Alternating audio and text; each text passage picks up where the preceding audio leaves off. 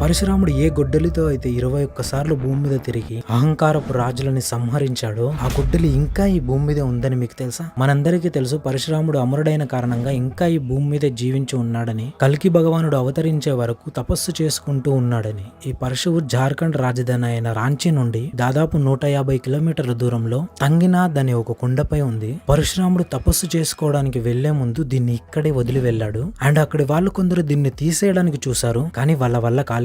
And దాని చుట్టుపక్కల తవ్వి తీద్దాం అనుకుంటే తవ్విన ప్రతి చోట లోపల నుండి నల్ల తేళ్లు రావడం మొదలయ్యాయి. దాని తర్వాత దాన్ని కట్ చేసి తీయడానికి ఒక కుమ్మరిని పిలిచారు, కానీ అతను కూడా అంతు చిక్కని కారణంగా మరణించాడు. దాని తర్వాత అలాంటి వాళ్ళందరూ ఒక్కొక్కరిగా మరణించడం ప్రారంభమైంది. దాంతో వాళ్ళు దాన్ని క్షమించమని అడిగి అక్కడే దానికి ఒక మందిరం కట్టారు. పరశురాముడి ఆగ్రహం గురించి మనకు తెలిసిందేగా, క్షత్రియులందరినీ ఎలా సంహరించాడు. చెప్తుంటారు ఇది ఇనుముతో చేయబడింది, కానీ అన్ని రోజులుగా భూమిలో కూరుకొని ఉన్నప్పటికీ ఇంకా తుప్పు పట్టలేదని. అండ్ ఎప్పుడైతే కల్కి భగవానుడు అవతరిస్తాడో అప్పుడు స్వయాన పరశురాముడే వచ్చి ఈ పరశువుని పెకిలించి తీసుకొని సర్వపాప వినాశనం చేయడానికి కల్కి భగవానుడికి సహాయపడతాడు. మార్వల్ డీసీ కాదు, ఒకసారి మన పురాణాలు చదవండి, అసలు అద్భుతం.